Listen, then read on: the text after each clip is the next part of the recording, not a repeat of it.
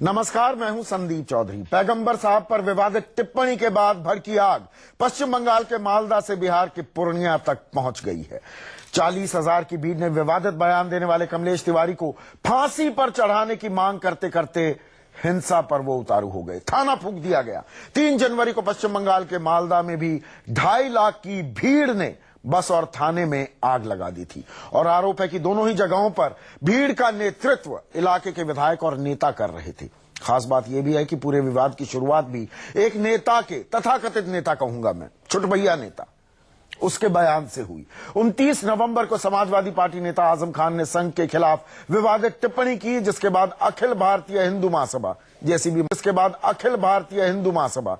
भी महासभा है ये, उसके तथाकथित नेता कमलेश तिवारी ने पैगंबर साहब पर भी विवादित बयान दे डाला, जिसके बाद जो हुआ वो आपके सामने है। पश्चिम बंगाल, बिहार, एमपी, यूपी से लेकर कई जगह प्रदर्शन हुए। इसलिए हमारा आज का सवाल है, पूर्णिया हिंसा के पीछे कट्टरता है या वोट बैंक पॉलिटिक्स? सवाल यह भी कि सिर्फ विरोध के नाम पर मालदा पूर्णिया में हिंसा क्यों? और अहम सवाल ये कि क्या मुस्लिम कट्टरपंथ पर कार्रवाई से घबराती है सरकार? इस पर बात करने के लिए कुछ खास मेहमान मेरे साथ जुड़ चुके हैं, लेकिन पहले नजर इस रिपोर्ट पर। पैगंबर साहब पर विवादित बयान देने वाले अखिल भारतीय हिंदू महासभा के नेता कमलेश तिवारी के खिलाफ गुस्सा थमने का नाम नहीं ले रहा। पश्चिम बंगाल की मालदा से भड़की चिंगारी बिहार की पूर्णिया में भी अब पहुंच गई। ऐसी की घटना आज जो हुई है बहुत दुखद है, बहुत दुर्भाग्यपूर्ण है। कुछ असामाजिक तत्व निकल कर आए और थाने पर बड़े पैमाने पर तोड़फोड़ लोगों ने की है। पूर्णिया में ऑल इंडिया इस्लामिक काउंसिल के बैनर तले कमलेश तिवारी के खिलाफ जुलूस निकाला गया, जिसकी अगुवाई इलाके के पूर्व विधायक मोहम्मद रुकनुद्दीन कर रहे थे। कमलेश तिवारी को फांसी देने की मांग कर रही भीड़ अचानक हिंसक हो गई और वहां थाने में जमकर तोड़फोड़ की। सवाल तो ये भी कि जब विवादित बयान देने वाले कमलेश तिवारी रासुका में जेल में बंद हैं, तो क्या किसी खास मकसद से माहौल बिगाड़ने की कोशिश हो रही है? कहीं ऐसा तो नहीं कि यूपी बंगाल चुनाव से पहले ध्रुवीकरण की कोशिश की जा रही है? ये सवाल इसलिए उठ रहे हैं कि बिहार चुनाव से पहले भी दादरी कांड को मुद्दा बनाकर जमकर सियासत हुई थी। मालदा और पूर्णिया की तरह दादरी कांड में भी इलाके के नेताओं का नाम आया था। इसलिए सवाल उठ रहा है, क्या वोट बैंक को साधने के लिए सियासी दल भड़काते हैं मजहब की आग? अमित कुमार, दिल्ली, न्यूज़ 24। और मेरे साथ कुछ खास मेहमान, उनका परिचय कराने से पहले सभी से मेरी ये गुजारिश है कि ये बड़ा संवेदनशील मुद्दा है। भावनाएं भड़काने या आहत करने का हम काम ना करें। हम परिपक्व लोग हैं और उसी तरीके से संजीदा हम बातचीत भी करें। हमारे साथ बीजेपी के राष्ट्रीय प्रवक्ता डॉक्टर संबित पात्रा, कांग्रेस की रंजीत रंजन, जेडीयू के वरिष्ठ नेता नीरज कुमार, स्टूडियो में मेरे साथ जाने माने धर्मगुरु मौलाना अतहर हुसैन दहलवी, और इसके अलावा वरिष्ठ पत्रकार, राजनीति में अच्छा खासा दखल रखा है, शाहिद सिद्दीकी भी हमारे साथ जुड़ेंगे। दहलवी साहब, मुझे एक चीज बताइए, मेरी समझ से परे है। 30 नवंबर को इस तथाकथित छुटभैये नेता ने एक बयान दिया। 29 तारीख को आजम खान ने भी कुछ कहा था नवंबर में। उसकी प्रतिक्रिया में कहा, जो भी कहा बिल्कुल निंदनीय है। 3 जनवरी को मालदा में हिंसा क्यों भड़कती है? ये 33-34 दिन का फासला कैसे आया, क्यों आया? देखिए, ईमानदाराना बात यह है कि जिस वक्त संघ के ऊपर बयान आया, उस वक्त भी मुस्लिम धर्मगुरुओं ने कहा कि उनका व्यक्तिगत बयान है। पूरे समाज को न देखा जाए कि संघ के बारे में समाज ही सोचता है, और क्या संघ के बारे में हो या मजलिस के बारे में, हम सबको कहीं न कहीं मोरालिटी को रखना चाहिए। 34 दिन का अंतर क्यों, फासला क्यों? अब सवाल ये है, जब ये बयान आ गया, कमलेश तिवारी को जेल हो गई, उनके ऊपर जो है एनआईए और दूसरे जो एक्ट लगा दिए गए, उसके बाद मालदा, और मालदा के बाद आज पूर्णिया के अंदर जिस तरीके की हरकत हो रही हैं, मैं मानता हूं कहीं ना कहीं ये तमाम के तमाम जो लोग उसमें सियासी लोग जो उनको लोगों को सड़कों पे लेके आ रहे हैं। सियासी लोगों का मतलब? देखिए, आप देखिए जो कुछ मालदा में हुआ, उसमें सियासी लोग जो है वहां पे कौन, बताइए ना, नाम बोलिए ना। एक्स एमएलए होते हैं, लोकल एमएलए हैं, या अलग अलग पार्टियों के नेतागण होते हैं। और उसमें बात में देखिए, आपने बड़ी अच्छी बात की, हम फैक्ट रखें, हम सच्चाई के साथ बात करें। आपको मालूम होगा कि इस मुल्क में जहां इतनी संवेदनशीलता हो कि एक छोटी सी खबर निकल जाती है, गुरु ग्रंथ साहब की बेइज्जती हो रही है, और हमने जलता हुआ पंजाब देखा था। उसके बावजूद अगर कर्नाटक, ये कलकत्ता के अंदर या बंगाल में ये कुछ हो रहा है या पूर्णिया में ऐसे जो वाकयात हो रहे हैं, उसमें कहीं न कहीं सरकारों को भी इस चीज का जायजा लेना चाहिए था। और मैं मानता हूं कहीं न कहीं अगले इंतखाबात जो हैं, जो बंगाल में होने जा रहे हैं और आसाम तक उसका होगा, अल्हम्दुलिल्लाह भी आसाम मौजूद है।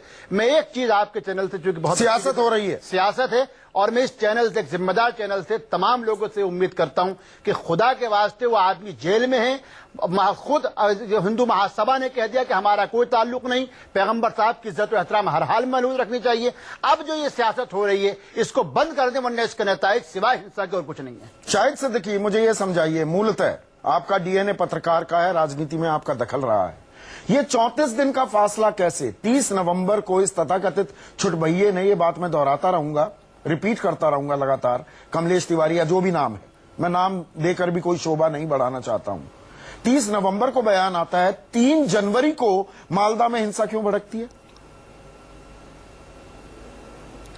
नहीं, मैं पूरी तरह से सहमत हूं इस बात से कि इसके पीछे कोरी राजनीति है, वरना हिंदुस्तान के मुसलमानों में कहीं किसी तरह का मुझे रोष नजर नहीं आता, क्योंकि ये मामला खत्म हो चुका, दब चुका। जो जिस शख्स ने बेहुदा बात कही थी वो गिरफ्तार हो चुका। और इसके अलावा भी मैं ये कहना चाहूंगा कि हिंदुस्तान के मुसलमानों को इस बात को समझना चाहिए कि पैगंबर साहब की शान में गुस्ताखी इनकी हरकतों से होती है। जिस तरह का ये वायलेंस करते हैं, ये सड़कों पर आते हैं, वो पैगंबर साहब का रास्ता नहीं है। पैगंबर साहब की उनकी जिंदगी में किसी ने तौहीन की, ये बातें कहने में बड़ी अच्छी लगती हैं शाहिद सिद्दीकी, ये बातें कहने में बहुत अच्छी लगती हैं। आप कह रहे हैं सियासत है, पर मुझे एक चीज बताइए, कलिया चाक में एक छोटा सा कस्बा है, वहां पर 2-2.5 लाख की भीड़ इकट्ठी हो जाए, ये सियासत के चलते है? किसी भी पार्टी ने उनको समर्थन नहीं दिया? ये कुछ सिर फिरे हैं क्या? 2.5 लाख ही सही, नहीं, जो एक कौम को, कौम की एक गलत तस्वीर पेश करते हैं।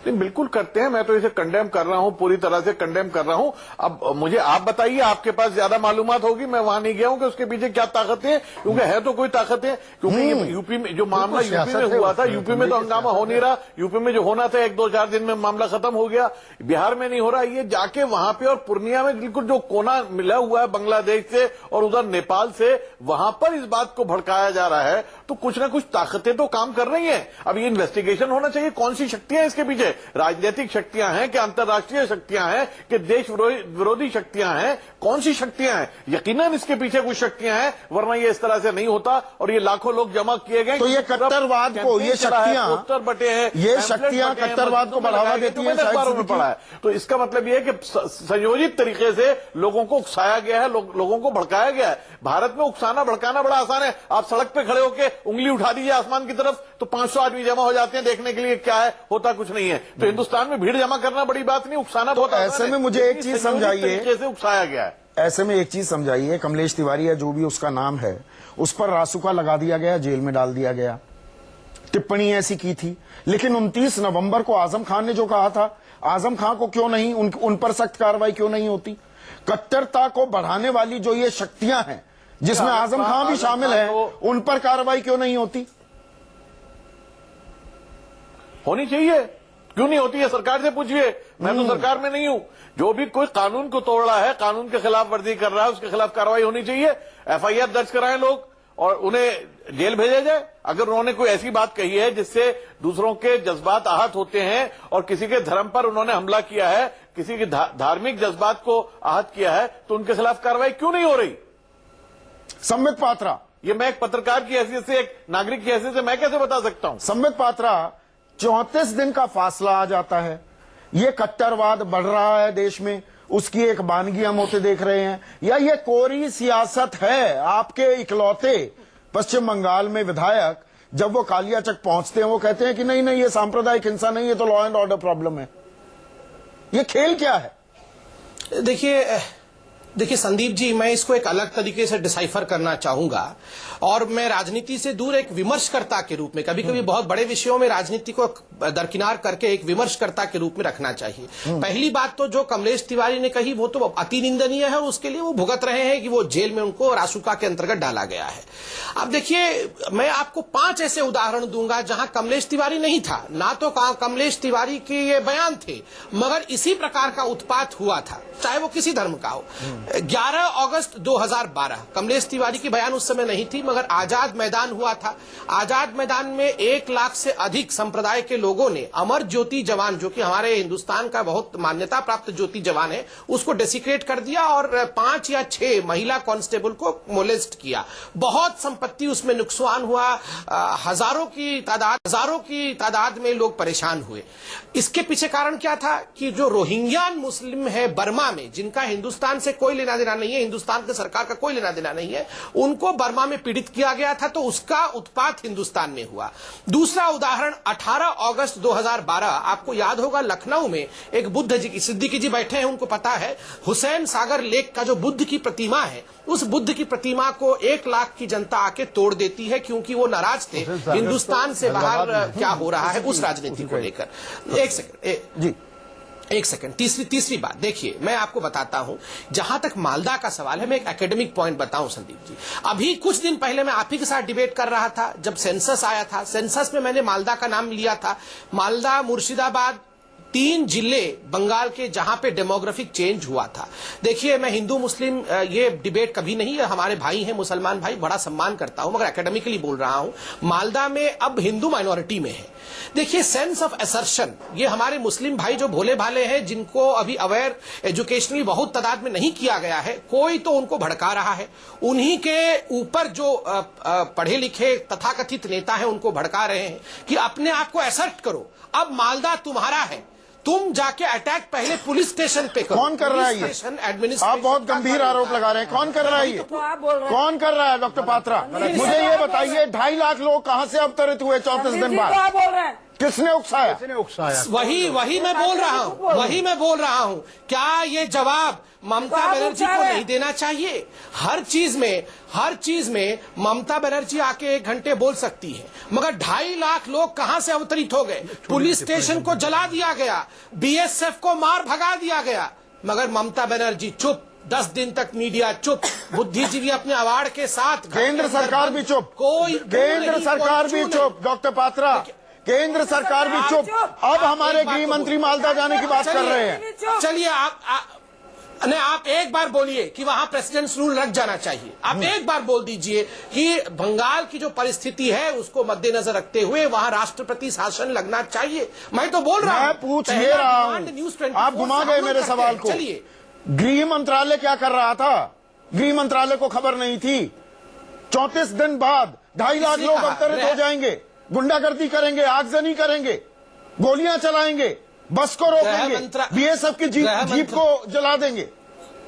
अच्छा, ममता बनर्जी के पार्टी का आदमी यहाँ है नहीं, और गृह मंत्री के बीजेपी की पार्टी सवाल आपसे है, 2.5 लाख लोग बंगाल में कहां से अवतरित हो गए? सवाल आपसे है। मेरे से ही, मैं वही तो बोल रहा हूँ। हाँ, मालदा का डिबेट हो रहा है, यहाँ तृणमूल कांग्रेस का प्रवक्ता होना चाहिए था। ये सवाल आपको तृणमूल कांग्रेस से पूछना चाहिए था। होम मिनिस्टर ने रिपोर्ट मांगी है, होम मिनिस्टर ने रिपोर्ट मांगी है। आप आज रंजना जी कह रही है सुबह से कि वहां पे प्रेसिडेंट रूल लागू नहीं। देखिए रंजना जी, या कांग्रेस अगर बंगाल में प्रेसिडेंट रूल की डिमांड कर रही है, हम उसका वेलकम करते हैं, कोई बात नहीं। आप सवाल का जवाब नहीं दे रहे। अगर रंजना जी चाहती है, केंद्रीय गृह मंत्रालय क्या कर रहा है? अभी भी कर देगा गृह मंत्रालय। हाँ। आप लोग डिमांड तो करिए कि वहाँ प्रेसिडेंट रूल लगाइए। नहीं, कोई इनपुट नहीं था, तो हो चुका है, कोई इंटेलिजेंस इनपुट नहीं। 2.5 लाख लोग इकट्ठा होने वाले हैं, आगजनी करेंगे, इसके बारे में बाखबर थी, किसने बेखबर थी, बाखबर थी? आप यहाँ पे आप यहाँ ममता बनर्जी को बचाने की कोशिश यही तो हम है। कतई नहीं कर रहे हैं, आप सवाल का जवाब नहीं ये दे जो रहे हैं। नया डेफिनेशन है मीडिया का, आप में दमे हटा मैं दीजिए क्या जवाब ममता दूं? बनर्जी मैं को, सुनिए, लेकिन इस देश में कितनी सरकारें हटाएंगे? सुनिए, इस तरह के इंसिडेंट होते रहते हैं। क्या गुजरात में 2002 के बाद हटा देनी चाहिए थी मोदी जी की सरकार? यही क्या तो प्रेसिडेंट रूल होना चाहिए था? यही तो आप बोल रहे हैं प्रेसिडेंट कि रूल संबित मैं एक छोटी सी टिप्पणी करना चाहता हूँ। फिर आप शाहिद भाई, सिद्दीकी साहब, संबित में बड़े आदब से एक बात कहना चाहता हूँ। देखिए, शुरू में ही ऐसे घटना हम तो साहिल डिमांड कर रहे सिद्दीकी जी थे। ने क्या कहा? साहिल सिद्दीकी जी ने कहा संदीप जी ऐसे ने एक बात कही घटना थी कि हम होते रहते हैं, शालीनता के साथ करें, चीज है, शालीनता के इससे साथ घबराना अपनी नहीं बात चाहिए। करें। मैं आपको ये बड़े आदब सोच- से एक बात कहना चाहता हूँ। देखिए, संबित पात्रा, मैं संबित पात्रा, मैं डॉक्टर संबित पात्रा, मैं आदब से आपसे एक बात पूछना चाह रहा हूँ। आज यहाँ तो आज की तारीख में हम डिबेट नहीं कर रहे हैं, लेकिन जो चौधरी साहब का यहाँ सवाल है, जो एंकर हम लोग डिबेट कर रहे हैं, हम चर्चा इस पे कर रहे हैं कि इतनी बड़ी भीड़ आ जाती है और वो भीड़ थानों को आग लगा रही है, वो भीड़ बसों को आग लगा रही है। हमारे इंटेलिजेंस बीएसएफ की जीप आग जला, बिल्कुल। और देखिए संदीप, जो आप कह रहे हैं डॉक्टर पात्रा, मुझे सुन लीजिए। सुनिए, भीड़ की सूरत हाल ये होती है नहीं आए हैं डिबेट कि में। गुजरात जैसे स्टेट में ये बहुत दुखद विषय है तरक्याफ्ता कि आप वहाँ में से अहमदाबाद कोई के अंदर प्रिपरेशन आपकी करके भीड़ नहीं आके आया। एक्स बिना जानकारी के डिबेट में बैठे। इसलिए भीड़ इसको किसी का नेतृत्व नहीं होता। अरे दुखद। भीड़ के पीछे कौन लोग आप लोग हैं, ये तैयारी इंटेलिजेंस से बात करके नहीं करना आए चाहिए हैं। था। आप तैयारी करके नहीं आए हैं, मैं बताता हूं। सुनिए, तैयारी आप लोग देखिए संदीप जी, मैं हाथ जोड़ के कहता हूं, बिना तैयारी के डिबेट में नहीं बैठना चाहिए। आपने कहा कि केंद्र सरकार क्या कर रही थी, इंटेलिजेंस क्या कर रही थी, मैं आपको बताता हूं। आप लोगों ने पढ़ना भूल गया होगा, आप लोग पढ़े नहीं होंगे, मैं तैयारी करके आया हूं। बीरभूम में ब्लास्ट हुआ, बीरभूम के बाद जो कमेटी बैठी, उस कमेटी ने रिपोर्ट सबमिट की। क्या मालदा का जिक्र उस रिपोर्ट में नहीं था? कौन कौन से मदरसा का रिपोर्ट था उसमें? अरे तो आपकी सरकार है, धवल साहब सबसे पहले वहां गए। मुकीम नगर मदरसा सम्मित सारा एक आपकी मांग थी, आपकी मांग थी, अनमोल हो जाता है। जब मैं जवाब दे रहा हूं, आप रुकिए ना, जवाब लेना नहीं चाहते। रुकिए, सबके माइक डाउन कर दीजिए। सम्मित पात्रा, आप ही कह रहे थे तृणमूल कांग्रेस का कोई प्रतिनिधि नहीं है। हमारे साथ उनके वरिष्ठ सांसद शौकत रॉय जुड़ चुके हैं। शौकत बाबू, सवाल यहां पर यह है कि 2.5 लाख लोग 3 जनवरी को कहां से अवतरित हो गए मालदा में? क्या राज्य सरकार की कोई जिम्मेदारी नहीं थी? राज्य सरकार के पास कोई इनपुट नहीं थी? क्योंकि अब भी कायम है इस बात पर पश्चिम बंगाल के मुख्यमंत्री की मालदा में जो हुआ वो कम्युनल वायलेंस नहीं थी। एकदम, एक तो 18 लोग नहीं थे, 1,25,000 या 1.5 लाख लोग होंगे। चलिए, दूसरा, इसमें खबर मिलने का क्या बात है? एक बहुत बड़ा कलिया चौक जहाँ पर घटना हुआ, वो एक तो माइनॉरिटी पॉकेट है। वहाँ बहुत बड़ा तादाद में संख्यालघु लोग रहते हैं। वो लोग को पता चला कि उत्तर प्रदेश में कोई हिंदू संगठन का नेता कमलेश तिवारी प्रॉफेट हजरत मोहम्मद के ये पता लगते लगते 34 दिन लग गए। नहीं, तो पहले तो नहीं लगा, ये तो अचानक लोग एक्साइटेड हो जाते हैं। और सरकार बेखबर थी। सरकार के पास खबर नहीं था कि ऐसा गैदरिंग हो रहा है। ये शौकत राय साहब, सरकार सिर्फ बेखबर नहीं थी। सुनिए जी, सुनाइए। इसके पहले भी उत्तर प्रदेश के रामपुर में यही बयान के खिलाफ 2 लाख मुस्लिम लोग इकट्ठा हुए थे। साधारण आम जनता मुस्लिम में वो लोग धर्म को बहुत मानते हैं और इससे उनको बहुत चोट पहुंचा और वो अचानक 34 दिन क्यों लग गए? 34 दिन क्यों लग गए सर? और जब ये हिंसा होती है, बस फूंक दी जाती है, वहां पर बीएसएफ की गाड़ी फूंक दी जाती है, तो सिर्फ 9 लोग गिरफ्तार होते हैं। 150, 150 लोगों के खिलाफ नामजद एफआईआर होती है, सिर्फ 9 गिरफ्तारियां, उनमें से 6 को रिहा कर दिया गया है, जो मेरी जानकारी है। हाँ, क्योंकि ये इतना बड़ा क्राउड है, पूरा क्राउड तो एक साथ हिंसा का घटना नहीं घटा, कुछ उसमें मिसक्रिएंट्स था, एजेंट प्रोवोकेटर्स था। उसमें कुछ लोग जाके वो थाना पर अटैक किया, ये एक बस पर अटैक किया, बीएसएफ का। इन लंपट एलिमेंट्स को इतना किड ग्लव्स के साथ क्यों ट्रीट कर रही है सरकार आपकी?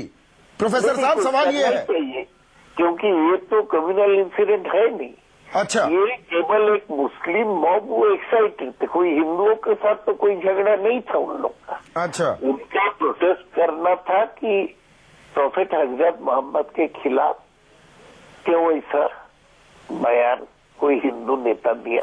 रंजीत रंजन, जो प्रोफेसर साहब कह रहे हैं, आप इत्तेफाक रखती हैं ये कम्युनल इंसिडेंट नहीं था, अब वो मिसक्रिएंट्स थे, अब ठीक है 9 पकड़े 6 छोड़ दिए, 150 पर FIR होती है, ये बातें हजम होती हैं रंजीत रंजन? नहीं, अरे आप कल सर वो रिस्पॉन्ड करना चाह रही हैं, आप ही के सहयोगी हैं सर सुनिए ना मेरे बात, सदन में ये जी। फैला हुआ गाँव है। रंजीत रंजन। स्वागत जी मेरे बहुत सीनियर है, स्वागत साहब मेरे बहुत सीनियर है, लेकिन इस मुद्दे पे मैं किसी राजनीति में नहीं पड़ के सीधी सीधी बात करूंगी। इससे पहले पात्रा जी को भी सुन ली थी, स्वागत जी को भी सुना। देखिए ये जिस तरह का मूवमेंट हुआ और इतने दिन के बाद हुआ, निश्चित तौर से इसमें कट्टरपंथी और सियासत की बू आती है। और ये सियासत की बू आप डायरेक्ट पात्रा जी बोले या ममता जी हैं या हम बोले होम मिनिस्ट्री, हम सबको मिलके जिस तरह की कुछ सालों से मेरे ख्याल से जो सियासत और जिस कट्टरपंथी और जो आग हम पूरे देश में देख रहे हैं, ये आने वाले कल के लिए बहुत ज्यादा भयंकर स्थिति पैदा करने वाली है। और ये 101% अगर इस आग को 80% कोई सुलगा रहा है तो वहाँ हम सब इन्वॉल्व हैं, पॉलिटिशियन इन्वॉल्व है, कट्टरपंथी इन्वॉल्व है। इवन आप बुरा नहीं माने, हम मीडिया वालों को भी कहेंगे बिल्कुल कि कहिए। आखिर इस तरह आज 2.5 लाख आदमी था या प्लीज पूर्णिया में 20,000 आदमी था। मैं एक बात कहना चाहूंगी, हम लोग का एक्सपीरियंस है, उस 20,000 आदमी में मैं दावा करती हूँ कि 5 से 7,000 आदमी को ये मालूम भी नहीं हुआ कि मुद्दा क्या है। बहुत अच्छा। लेकिन उनको भड़का के लेके कौन जाता है और ये कौन करता है, ये सबसे बड़ी घृणा का पात्र आज हमारे देश में है।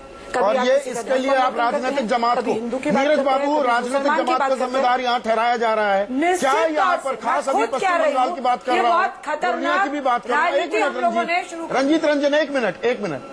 नीरज कुमार, क्या आप मानेंगे कि जो मालदा में हुआ, जो अब प्रोफेसर साहब कह रहे हैं 1.25 लाख, मैं कह रहा हूं 2.5 लाख, लाखों आदमी हम कह देते हैं, वो जो अवतरित होते हैं 34 दिन बाद, ये इस साल पश्चिम बंगाल में विधानसभा जो चुनाव होने वाले हैं उसका ट्रेलर शुरू कर दिया है क्या? उसका ट्रेलर देख रहे हैं क्या हम, वोट बैंक पॉलिटिक्स का? देखिए, ध्रुवीकरण की राजनीति का एक एजेंडा चल पड़ा है। अब आप पूर्णिया की घटना के बारे में बताना चाहता हूं। पहले मालदा पर टिप्पणी दीजिए। कोई तोड़फोड़ नहीं हुआ, एक सामान्य सी घटना है, लेकिन मालदा के बारे में बता रहा हूं। मालदा की जो घटना है वह दुर्भाग्यपूर्ण घटना है और कानून को अपना काम करना चाहिए। अगर किसी ने लोगों के भावनात्मक उन्माद पैदा करने की कोशिश की तो उसके खिलाफ कठोरतम कार्रवाई होनी चाहिए। ये रूल ऑफ लॉ को अगर एस्टेब्लिश करना है तो ये करना चाहिए।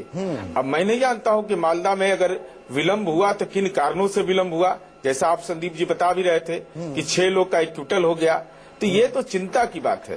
हमारी समझ है कि अगर कोई भी भावनात्मक उन्माद पैदा करे तो जो कठोरतम प्रावधान है उसके तहत इनके खिलाफ कार्रवाई सुनिश्चित। चलिए, आपने ये बात ममता बनर्जी के लिए तो कह दी नीरज बाबू, मैं इसीलिए सिर्फ मालदा पर आपकी टिप्पणी चाह रहा था। पूर्णिया को लेकर खामोश क्यों हो जाते हैं?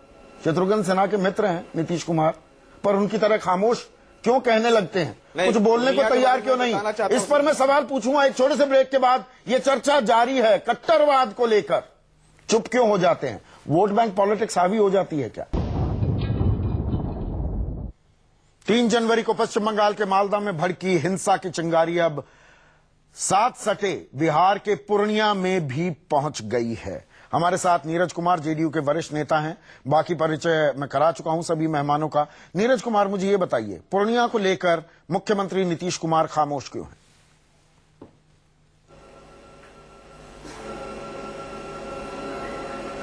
खामोश हैं किस संदर्भ में?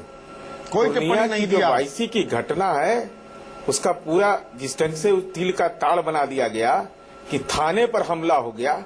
क्या थाना पर हमला हुआ? कोई हिंसा हुई, कोई हथियार लूटे गए, वहां स्विच बोर्ड टूटा, कुर्सी टूटी। और आपको यह जानकारी मैं आपके माध्यम से देश की जनता को बताना चाहता हूं कि वीडियो फुटेज, जो उसका फुटेज है, वो भी उपलब्ध करवाया मुस्लिम संगठन के लोगों ने प्रशासन के पास भी था और अनुरोध किया कि आप जो भी इस ढंग की कार्रवाई में शामिल है उनके खिलाफ कार्रवाई करिए और इस घटना की निंदा किया। और कल 9 जनवरी को वृक्षारोपण अभियान पूरे संदर्भ को समझना बहुत आवश्यक है। और यह भी जानिए कि कौन लोग थे जो जुलूस निकालने का जो परमिशन लिया था। डॉक्टर सुमित पात्रा जी के जो सहयोगी अपरोक्ष सहयोगी रहे, उनकी पार्टी के नेता है रुकमुनुद्दीन साहब, उन्होंने जुलूस निकाला। अच्छा, वहाँ भी हम लोग इसके साथ खड़े थे, ये सब जानता है। लेकिन ये बहुत सामान्य घटना है, सामान्य घटना है। 40,000 लोग निकल आते हैं सड़कों पर, मुख्यमंत्री टिप्पणी करने लायक इसको वाकया नहीं मानते हैं कहीं जी। 40,000 लोग सड़कों पर उतर आते बता रहा हैं। हूँ, जन अधिकार पार्टी के नेता रुकमुनुद्दीन जी ने पूरी बात सुन लीजिए ना संदीप जी। उन्होंने जुलूस निकालने की इजाजत मांगी, जुलूस में कोई कार्रवाई नहीं की, वो गलत कार्रवाई। 100-125 नौजवान यंगस्टर थे, वो थाने पर जाते हैं, वहाँ स्विच बोर्ड तोड़ते हैं, एसएचओ का जो चेयर है उसको तोड़ते हैं। कहीं कोई हिंसा हुई है? अच्छा, कहीं कोई तोड़ फोड़ हुआ? अच्छा, किसी कोई घायल हुआ?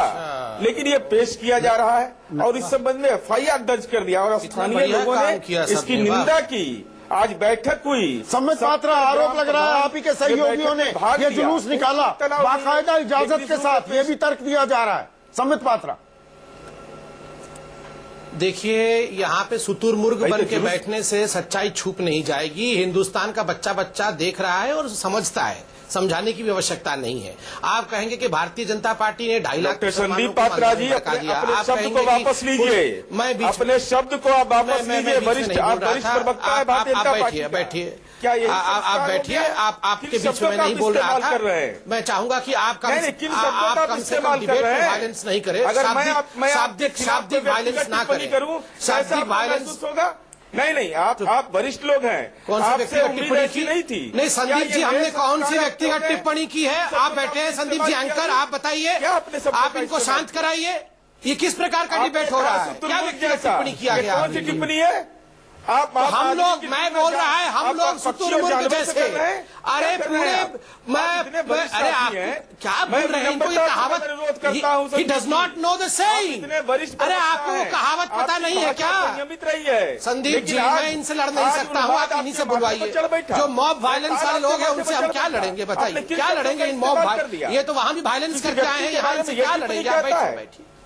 कम से कम संदीप जी, आप जरा समझाइए इनको, आप जरा इनको पढ़ाइए कि एक कहावत है, मुहावरा है कि नहीं, देखिए, राजनीतिक रूप नहीं, हम तो कोई नहीं, हम कोई नहीं है भैया, हम गरीब जनता है। सुन तो लीजिए गरीब जनता को, आप बड़े आदमी है, शुतुरमुर्ग जैसा। आगे बात बढ़ाते हैं। संदीप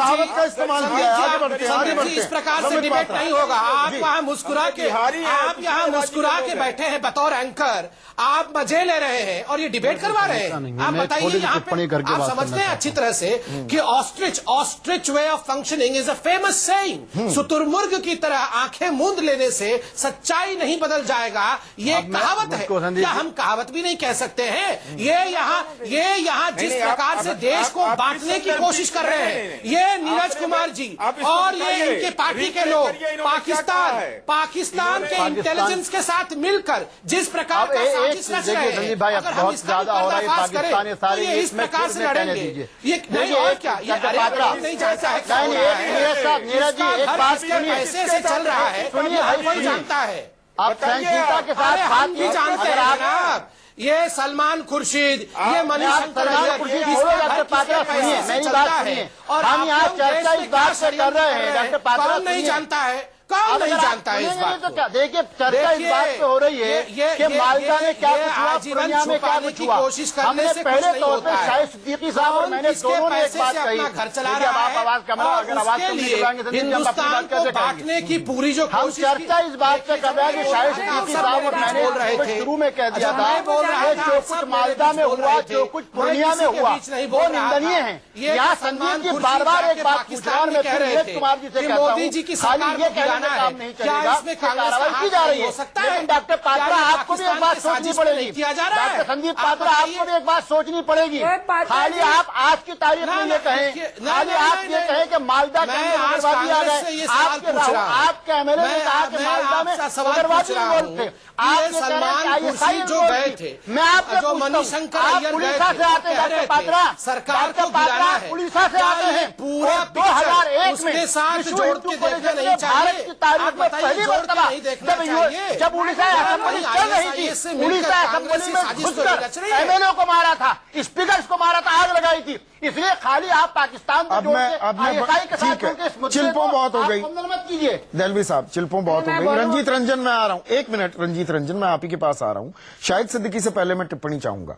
अब मैं बड़ा कर देता हूं दायरा थोड़ा, अब हो गया मेरे ख्याल से, जो थोड़ी तलखी थी वो निकल गई। बड़े सवाल पर आते हैं। क्या कट्टरपंथ को लेकर, वो इस तरफ का हो या उस तरफ का, हमारी सरकारें अपने अपने सियासी फायदे के लिए अपने अपने वोट बैंक को लेकर खामोश हो जाती हैं क्या?